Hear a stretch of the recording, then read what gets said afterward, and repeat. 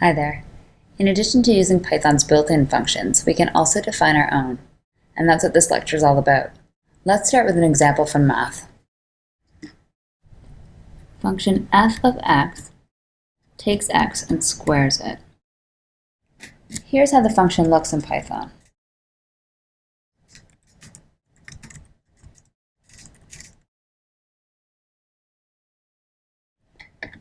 Def indicates to Python that we're defining a function. F is the name of the function. X is called the parameter of the function. It's a variable whose value will be supplied when the function is called. This colon indicates to Python that we're about to type what happens when the function is called. And the word return indicates that we're passing back a value. The general form of a return statement is the word return followed by an expression. And the rules for executing a return statement are, first, evaluate the expression, producing a memory address, and second, pass back that memory address to the caller.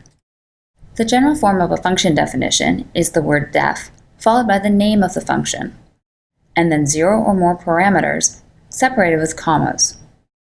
Next comes the body of the function, which is one or more statements, often ending with a return statement. Notice that the body is indented. Let's call the function f. We'll pass in an argument 3. When the function is called, the parameter x is assigned the memory address of the value 3. We can think of this actually like an assignment statement, where x gets 3. I'll hit enter so the function call is executed, and the result of the function call is that the value 9 is returned. Function calls are actually expressions, so we can use a variable to store the result. Let's create a variable result that gets the result of calling f of 3.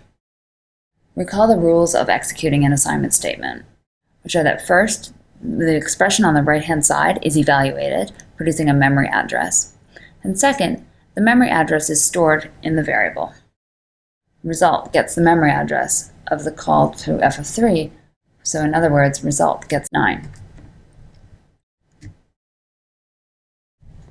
Let's define another function.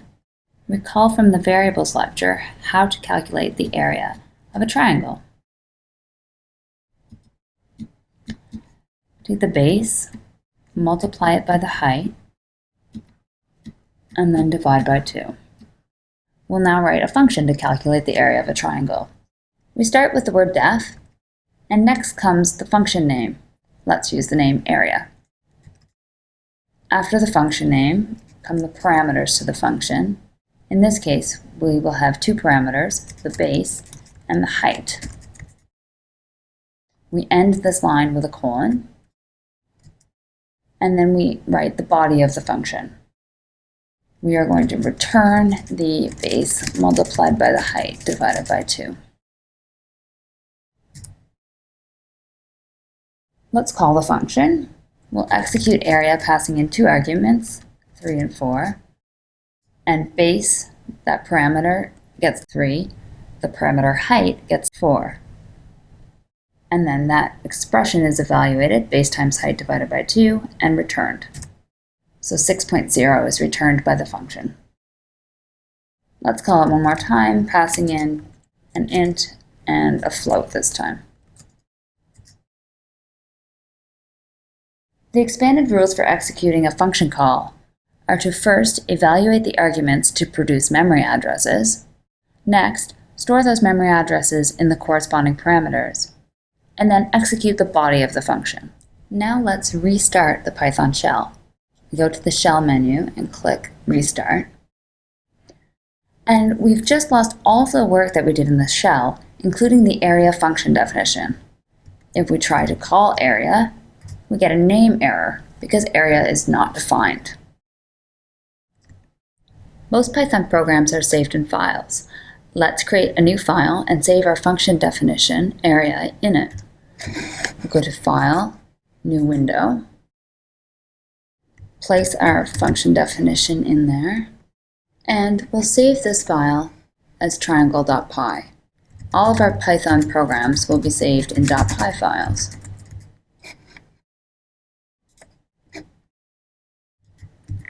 Just resize the windows so that we can see the shell on the left-hand side and our triangle.py file on the right-hand side. Now that we have our area function definition in triangle.py, we can run this file. So we click Run and Run Module. That makes the area function definition available in the shell. So now when we call area from the shell, it knows what area is and is able to execute that function. We can define more than one function in the triangle.py file. Let's add another function definition. We will define a function to calculate the perimeter of a triangle. We'll pass in sides 1, 2, and 3. And the function will return the sum of those sides.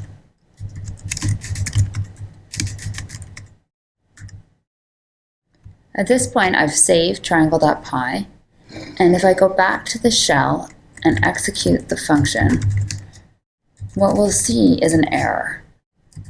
That's because at this point, although the function is saved in triangle.py, we have not run triangle.py, and so the shell does not know what perimeter is. Before executing a function in the shell, we need to run that module. So I've hit the command to run the module, and now I can call perimeter, and it executes.